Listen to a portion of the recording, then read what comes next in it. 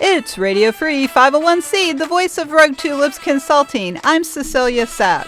Don't forget to subscribe. You don't want to miss any exciting episodes, and we're on all your favorite podcast services. This week, I'm welcoming back returning guest Daniel Elacqua of Strategico Consultants and Gwen Garrison of High Sierra Insights and Claremont Graduate University.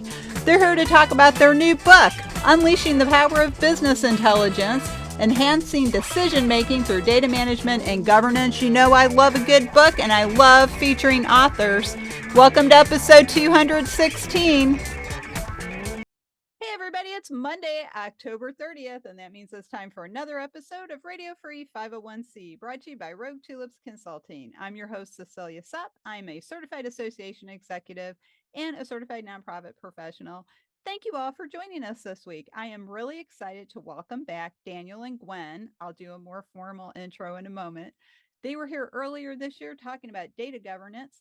Today, they're back. We're talking about their brand new book that everybody can use and access. It's wonderful. It's called Unleashing the Power of Business Intelligence, Enhancing Decision Making Through Data Management and Governance.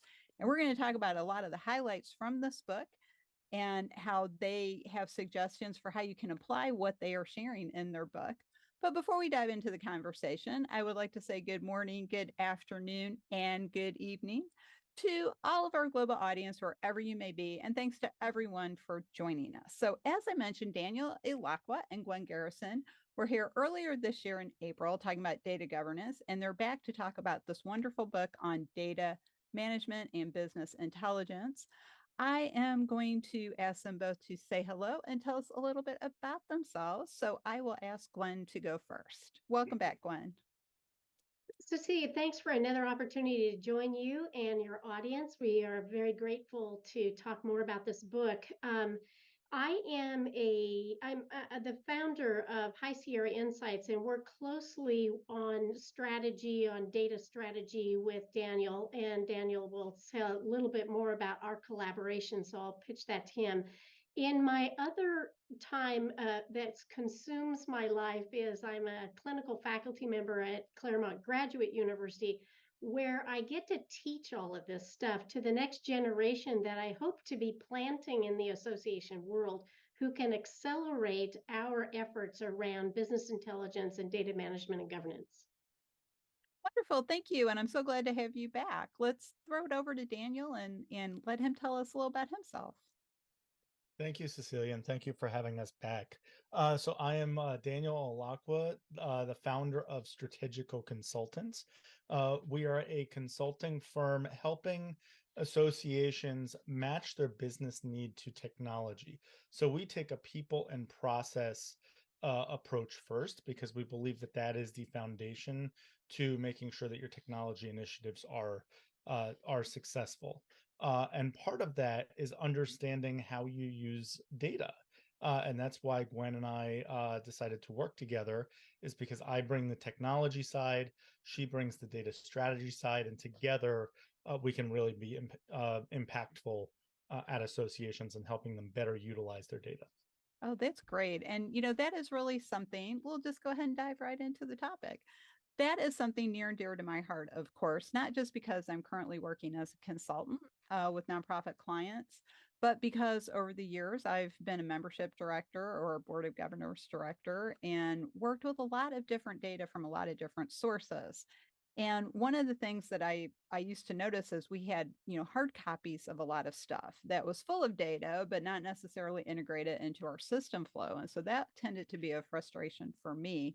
So I've also led several data migrations over the years. And so I know, boy, you got to have clean data. You got to know exactly what you need. You've got to know what you want to track. So these are all really big topics. So we don't have unfortunately we don't have like 2 or 3 hours, which I was like, wow, we could totally talk about this book for 3 hours, but I want to hit some of the high points. So I first of all want to talk about business intelligence, that concept, that definition. So let me throw it over to Daniel. Daniel, can you tell us a little bit about what is business intelligence? Sure. So I'll start by saying everybody thinks that business intelligence is the pretty little dashboards that many of the BI tools out there can offer to really help visualize our data. Well, Gwen and I actually take a different approach. And business intelligence is about the story that that data is telling and the decisions that we can make based on that data. So for us, it's important to understand what are the key questions that the organization should be asking, and then let's make sure that we have the data behind it to be able to answer those questions so that we can tell the story that you want to tell. And it might say something positive or something that that's totally unexpected, but at least you know that the story that you want to read. Oh, thank you. I think that is a great definition of business intelligence. And then, Gwen, I want to throw it over to you. When we were prepping for this episode, you reminded me that in our previous episode, we were talking about business intelligence and artificial intelligence, and they're linked but different. So, could you expand on that? So just to build on what Daniel said, business intelligence really is about the visualization of data. That's how we can come and understand the kind of processes and the data that we're using and tell our stories. Artificial intelligence, I'm kind of in the camp where we are talking of this as augmented intelligence. Mm, Is the computer now being able to take lots and lots of information and actually provide us back in that composite of information in even better ways that we understand it. So I asked a computer 10 years ago, or a Google search, for instance, and I would have to get the prompt exactly right to figure out what the computer had to offer me back. Now we have accelerated so fast that I can ask the prompt in a conversational type of way. I still have to work at refining it, but then it can open up a door to all kinds of information. And where BI and AI start to come together is that the vast internet knows lots of things about businesses. So now we can actually get comparison data much more quickly than that would be quicker. We get that quicker. And we wouldn't have to assemble it in all the same way because AI can bring that back to us. And then we can look at what our business itself is saying, and we can start to join those two stories. mhm. And that will help us really understand where many of our opportunities exist, including things that we can let go of, because sometimes letting go of something is an opportunity to make room for something else. And I think we're at a dawn at this point, and it needs a lot of there still needs a lot of work into it. And most of the folks who are programming this know that it could get away from us pretty easily, and there is some cautionary tales that are coming through. But generally, I think it's going to be someplace that's actually going to be very helpful to associations and helpful in the work that they do. I really love that you differentiated it as augmented intelligence instead of artificial intelligence, because I really like that. I just think on a lot of levels that's a lot clearer. It's a lot more explanatory of what we're actually doing with that, because it's a wonderful tool, but in the end it's a tool. So it's Yes. like a fast car. A car can go really, really fast, but you need to make sure you're a good driver so the car doesn't crash. So I don't think we want to belabor all the conversations about the dangers of AI. It has no conscience. It has no feelings, but it's a tool. Your hammer doesn't have any of those things either. So, Yeah. let's not make it too scary, but we do need to use it, responsibly. So then let's move into that. So I think that's a great segue. And Gwen, I'm going to have you continue and then we'll throw it over to Daniel. So we're talking about business intelligence and then augmented intelligence and then big data. We've been talking about big data for a number of years. Big data, big data. We need big data. We have big data. So what exactly is big data? Because not everybody understands that term. So that we call it the three V's.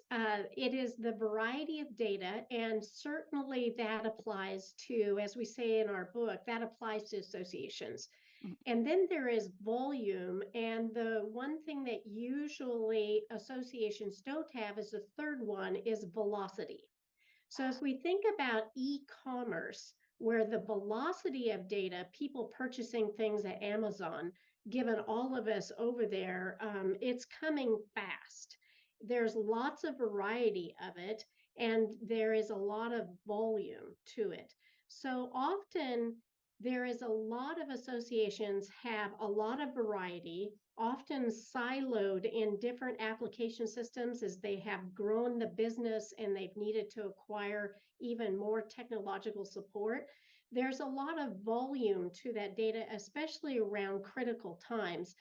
But usually, uh, critical event times are when they're releasing a new publication or when they know that their site is going to be on demand. They usually lack velocity. In other words, things are just rapidly coming to their websites and purchasing, something like we would see in e-commerce. So Daniel and I took the perspective that, yeah, for associations, it is big data now. But it's not coming as fast as they can need to harness it in the same way that e-commerce needs to harness it, or and in e-commerce there's lots of things that can fall into that bucket. But they do have a lot of data, and getting your heads around it and trying to make it more helpful to you is exactly where we're trying to fit into that space. Wow. That So, that is great. And I really so and again, I'm just going to repeat this because I love the summary of big data: variety, volume, velocity. Especially the velocity. I think that's great because there's I think sometimes, and this is probably a topic for another day, the data is coming in too slow or we're not analyzing it quickly enough. So that's not very helpful. So, Dana, I'm going to throw it over to you. You mentioned, you and Gwen mentioned in the book the concepts of data ecology and data ecosphere. And I think thinking of our data within these sort of systems as where it's living, we talk about where it's living, and spheres and ecology is where things live. So could you explain to the audience why you differentiate ecology and ecosphere and what those two areas are? yeah, absolutely. So to go back to the big data for a half a second, Mhm. I think it's really important to note that associations for the last 20 plus years have been hearing the term big data without understanding it. And it's really created this culture of hoarding our data, which we're now sitting on 20 plus years of data that we probably don't need. And that is really where Gwen and I come in, is to help understand what data do we need, especially if we're transitioning or migrating systems. So ecology and ecosphere are really referring to those systems where our data is housed, Mhm. right? And we need to understand where it's housed, and how those are communicating or talking with each other. We all have many, many different systems. We start with the AMS, the Association Management System, or the CRM, and then we might have another system for our sales team and another system for our marketing team, the email marketing communications that go out, and then yet another one for our online community. And it's how are each of those systems talking with each other, and what data is passing back and forth, and what data is housed within each system, and what is the system of record for that data of, and what's the source of truth. Those are all great things that we need to understand. If we don't understand these things, it's going to be very difficult when we go to try to create our dashboards based on our key performance indicators and our questions that we're asking, because we won't understand where the data is actually housed. And we've seen that, right? We've seen that with different BI tools going out trying to put it in place, and we ask where the data is, and all of a sudden the associations go, "We don't know," or or it's in a spreadsheet over here that's just inaccessible by the online business intelligence platform. Wow.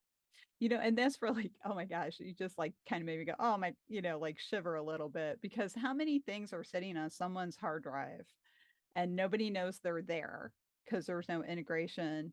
And then that person leaves and you don't have time to go through their entire hard drive necessarily looking for things. So that's where, and again, another topic for another day, a good knowledge management system comes in, because we need, and I think that incorporates into what you both have written about so wonderfully and clearly in your book on data and business intelligence. So Daniel, I'd like to ask you to continue talking about another area that I really liked, and then we'll throw it over to Gwen, which is data governance. So, we're talking about the ecology and the ecosphere, and where the heck is the data, and is the data talking to each other?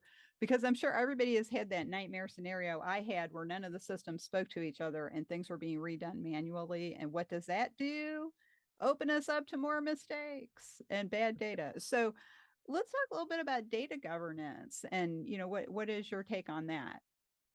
Sure. So data governance is really how we're managing our data, and the policies and procedures and the ecosystems. There's actually 5 different buckets that Gwen and I identify in the book: data quality, ecology, privacy and security, policies, standards, processes, procedures, and data handling. Data governance really incorporates all of that and talks about the strategy behind how you're going to implement those different topics. For example, it's important with quality. Quality means something different to every organization, right? It might mean for one organization that we need no duplicate records, and our records have to be 90% accurate. Where for another organization, maybe it's okay that we have duplicates, and maybe it's okay that we don't have specific pieces of information, but they need other pieces of information. So it's important to identify what those are for your own organization, for what your ecology looks like, what your privacy and security policies look like, uh, what your standard operating procedures look like. That is an area where we've worked with a couple organizations at this point that didn't have standard operating procedures, and we've come in and worked a workshop to help them understand what is a standard operating procedure, what's the format, and help their staff actually create them. And then data handling: what are the everyday things that we should be doing to upkeep our data? Everything from deduping to making sure we know the source of where the data is coming into our system. Oh, and I love that deduping was one of the things I spent a lot of time doing. And so again, I kind of cringed a little bit when you said it's okay to have duplicate records, because I'm like, actually not. And I think we've all had that, that bad phone call where the supposedly dead member's not dead and you've marked them dead in the database. It's like, I know some people have guidelines in place where if they get notification someone dies, they erase their record. But thank goodness when the not actually dead people call, we had a guideline where no, we just marked that they were deceased. And so when the dead person called, you could turn their record back on. Oh, I know it's like those kind of wonderful challenges we all have with our data management and data governance. So, and that brings me to data culture. Now, Gwen, I want to throw this one over to you, because you had some good points about data culture and results. And so could you expand on that a little bit? Like, first of all, tell us a little bit, what is data culture? And then how is ROI connected to that culture? So we like to think of data culture is something that everybody is engaged in the organization. So one of the mind shifts that have to happen here is that this isn't just a one and done kind of situation in your organization. When you're shifting to become a data driven decision making culture, everyone needs to be a part of that, because there are things that the frontline people see as they work every day in the AMS, or that they create these workarounds in the marketing system, for instance, that would be very important to capture, correct, and see if there's a better solution, so that their job isn't so burdensome and heavy just to get out a single piece of communication. So often what we want to see with data culture is the idea that data is everyone's responsibility and everyone can make a difference in it. And then we identify for each major system what we call a data steward.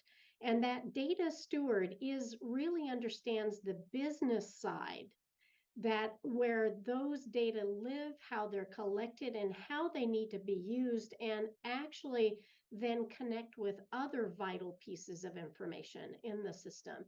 All of that then can then be rewarded in making good decisions at the executive and strategic levels. So it takes everybody to be involved, and everybody to see that their data in the organization is an asset to them. And as they do that, they get one of the first indirect benefits in the return on investment is that more people are engaged in the organizational business because they feel like their voice and observations and insights matter. And when they do that, it starts to accelerate the decision-making capacity because everybody can be engaged in making a good story come out of those data that can actually help drive the decisions. What? So, And then I'm sorry. Go ahead, Daniel. to circle back around to something that Gwen actually started off by saying, this is not a one and done effort, right? Right. We can come in, we can help you identify your KPIs, put dashboards in place, but unless you really truly build this data culture and keep it going and always looking at your data management practices, your the questions that you're asking and the decisions that you're making of your data, it's not going to be successful. It's an ongoing initiative, not a one and done.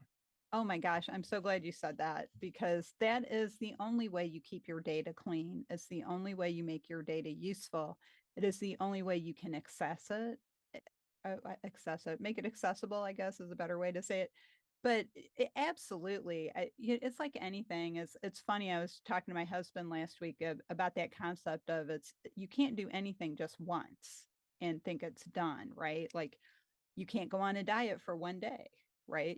If you're trying to lose weight, you have to do it consistently. So consistency is really important in a lot of what we do in our lives, but especially with data. And I kind of want to circle back to something you said, Daniel, because it kind of made me laugh a little bit, was when you were talking about data hoarding and like, because it made me think of that TV show Hoarders, and like maybe we need to call that cable channel, have them come to some of the associations. But you mentioned something about 20 years of data. Now, to me, as a researcher, I'm like, I would love to have 20 years of data because I could go back, I could find trends and themes and see things.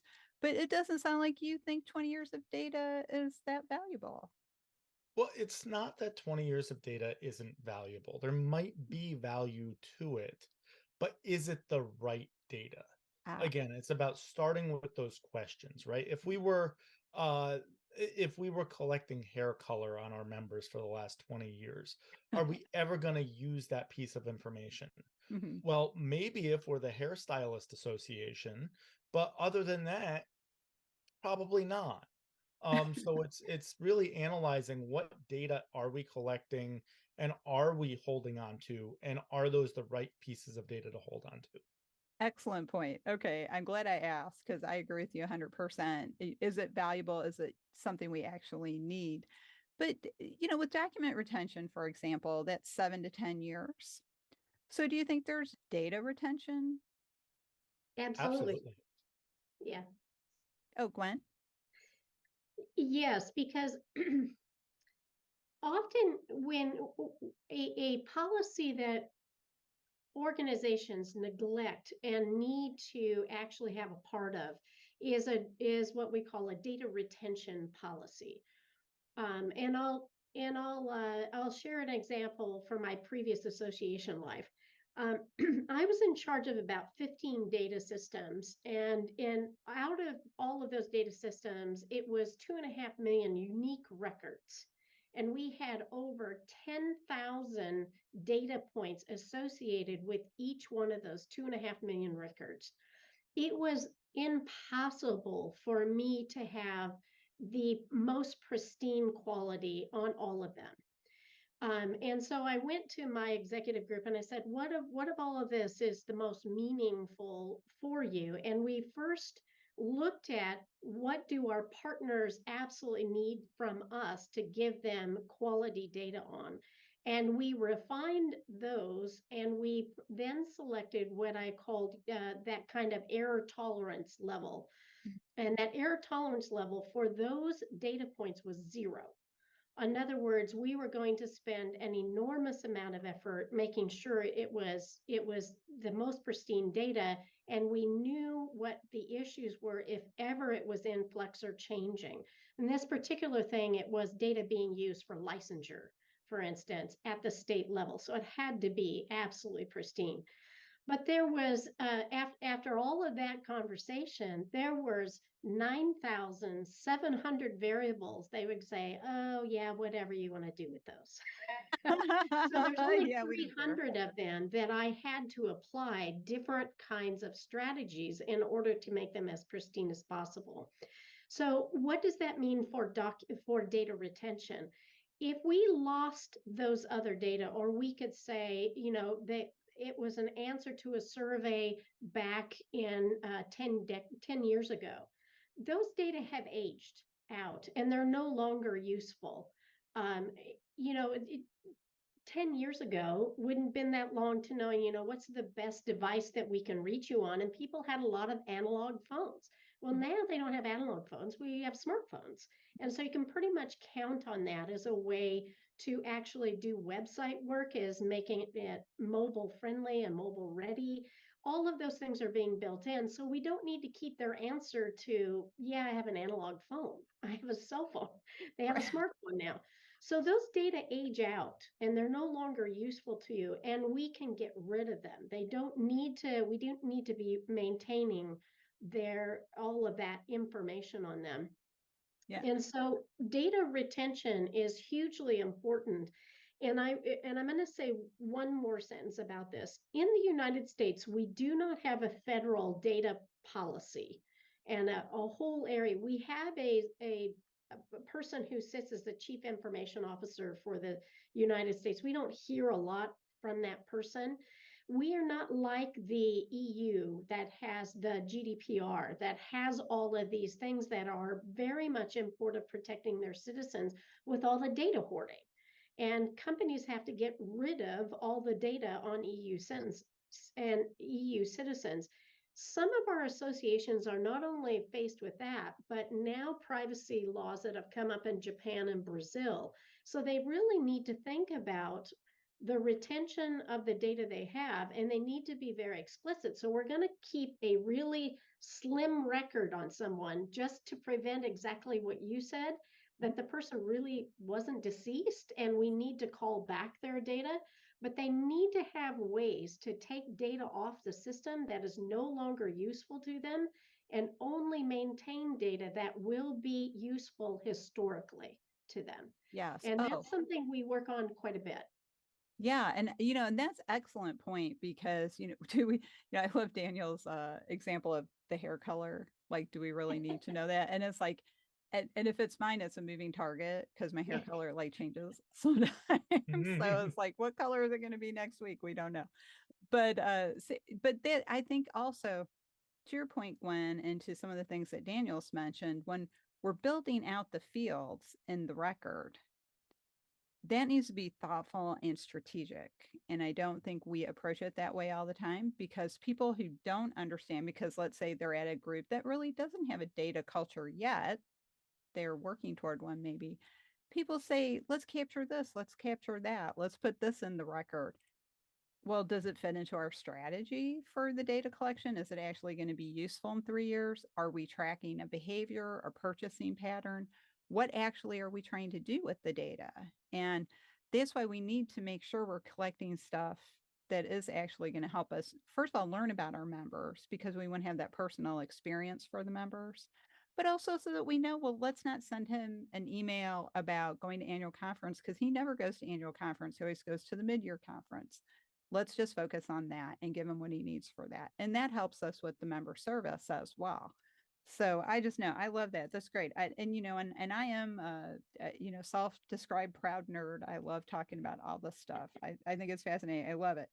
So I want to make sure we talk about some other things. So I'm going to throw it over to Daniel for this one. So, how do people get started? And of course, Gwen, please do, add your thoughts as well. But how do people get started with all of this work? Let's say they have all this data, they want to have a good, clean ecology and ecosphere. They want to know where it's coming from. They want it to be quick. They want it accessible. They want that strong data culture that's really teamwork. It's cross training. It's cross functional. So how do they even get started though? So the first place to get started is with educating yourself, right? And there's lots of different ways out there. You could go to there's a website called Dataversity that's out there. There's other online resources, but as it's been mentioned, Gwen and I actually wrote a book, and we wrote it specifically for association executives. It's only about 100 pages. It's a super easy read, and it really just educates you on the very basics. Uh, the other place to get started is we've been building out some tools around this to help specifically help associations understand where they are on the data maturity model and what's next, and help them develop the plans to get started. Ultimately, no matter what you decide to do, whether you go through us to help you analyze, or you go out and you research yourself and you start to implement some of the things that we've talked about here today, it's important to have a plan and just start somewhere. If you don't start somewhere, you're not going to get anywhere. Well, and Daniel, for those of you watching the video version of this podcast, Daniel, if you could hold your book up again one more time and make sure it's very centered. There we go. So everybody sees what it looks like. And great. Again, it's Unleashing the Power of BI, Enhancing Decision Making Through Data Management and Governance. So it's available on Amazon.com and at the I'm afraid I'm going to say it right. At the Strategico website. Yes. So you can order it there. So Gwen, would you like to add on to what Daniel has shared? I just want to come back to something Daniel said at the very beginning, and it starts with your questions. Often you can overfit your solutions by too much technology, and you haven't actually rallied your culture or even your sense making within your culture about what is the most important data that you need to be collecting and working together on. So start with your questions. Along with building capacity, start with your questions. What is it that you really need to know? Hey, look, we need to know what of all of the 1,000 educational materials do we need to keep maintaining? And what are new topics that need to be actually cultivated? Those things, those questions really help drive the strategy and around this area so that you're collecting good data, using good data, and that you're knowing how those things are fitting together with your overall goals that you have as an organization. And that is yes, I agree. Great summary about using strategy for data. There has to be one. Again, I just said a few minutes ago, I'm going to say again, you can't just collect it. You have to actually do something with it. And data analysis, that's probably another topic for another day, but having a strong data culture, strong data governance, system set up, people buying in, as you have both said so well, into that system, owning it, making sure the data is clean and useful. It's really that leads to that analysis, which is what makes your data applicable. You both are awesome about data. You are awesome about helping people figure out where it is and how to use it. But people still have to actually make it applicable. And that's not necessarily something someone from the outside can do all the time. Of course, you can bring in consultants, and consultants can help you look at it with objectivity, but getting in that habit of the analysis, I think, and I'll throw it open to if either one of you want to agree, disagree, or just tell me I'm completely wrong on that. But I just that's my take on it. No, I absolutely agree. The other thing I would add here is don't rush it. We were approached by a client recently who they made some promises to their board of directors as far as business intelligence go, and they want it by the end of the year. Well, with 2 months left, some of their KPIs, they have them, but some of them are very nebulous. And with 2 months left, it's just impossible to dive into what data do we need to answer those questions and then actually put it all together. So make sure that you're setting realistic timelines for yourself, and don't expect this to be an overnight thing. It takes time to build those questions, build the capacity, and then make sure that your technology is integrated together in such a way to deliver the answers. And that's why, again, I want to recommend your book. You and Gwen have done an excellent job of explaining what all these things are, why they're important, and how to implement them. But more importantly, you have information in here about why senior executives need to understand this. And that's where we could avoid some of these misunderstandings about how long it actually takes. And it's not something you have a deadline on, it's something that becomes part of the daily work. Yes. So Yes, thank you for the opportunity to Yes. share this, Cecilia. We really appreciate it. Oh, you are most welcome. Love having you guys on because I just love talking about data, data management, data analysis, basically anything about data. And, looking back when I was a little kid, I was already into data. I just didn't know that's what you called it. It was always like analyzing things, counting things, organizing things by, color or whatever. And just kind of like looking at what these things meant and how they're connected to each other. So it's kind of fun as a grown up to read your book and go back and go, oh, hey, I was already doing that. I just didn't know it. So Welcome to the club. I know it's great. It's like once a data person, always a data person, right? I think we're born that way. So, Yes. Yes.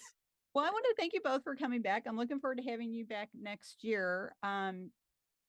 To talk about what your next is based on the book, because you did mention you're creating some services and resources to support the book. So people should keep a lookout for that.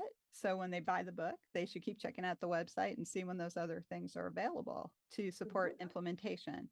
Because without implementation, doesn't matter if you read the book, but it's a good book, so read it anyway.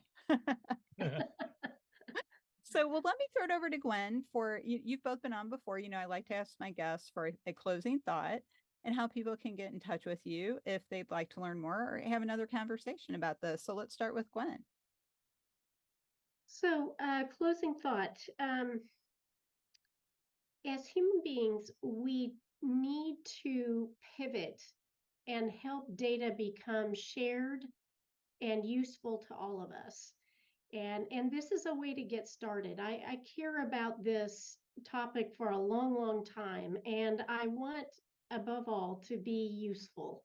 I want the data to be useful, and I want us to do that together. So I think it's an activity. I'm going to say the best way to get in touch with me is, as a working faculty member, is to really go through Daniel, because he knows how to.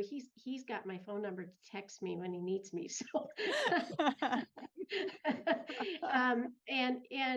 our collaboration is deepening as we go through there, and we're building capacity to do this work as we go.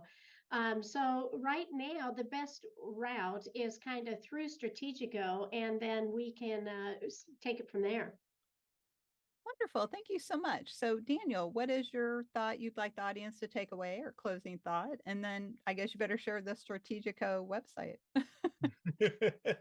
Yeah, absolutely. So again, I would take it back to what are those key questions that you are trying to ask as an organization, and what decisions are you going to make on that?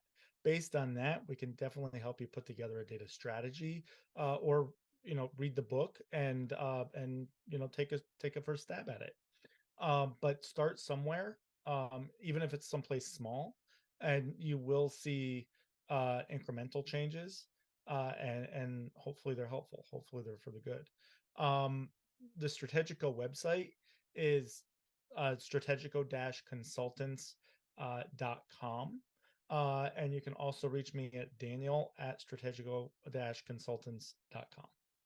Excellent. Well, thank you both. It's a wonderful book. And as I was telling you both as we were prepping, I love having authors on. because I am a short form writer.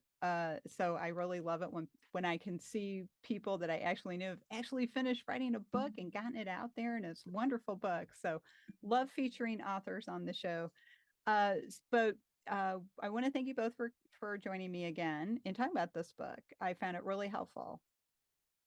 Thank you. Well, thank you for having us. And we have to go rogue for now, but we'll be back next week with another exciting episode. So don't forget to subscribe. We're on all the major podcast services. So whatever your favorite one is, you're probably going to find us there. If you'd like to learn more about Rogue Tulips Consulting and how we can help you think outside the box or bloom outside the box, check out our website, roguetulips.com. It's got an outline of our services, and believing in transparency, we have all of our fees right on the website. So no surprises. If you are looking for education for nonprofit management professionals, maybe you're earning the CAE, or maybe you want to get some continuing education credits, check out Rogue Tulip's education program, the 501c League. It is so big. It has its own website, the 501cleague.net. You can get all the information there, including our course catalog. So thanks again, everyone, for joining us this week. And on behalf of Daniel, Gwen, and myself, we'll see you next time.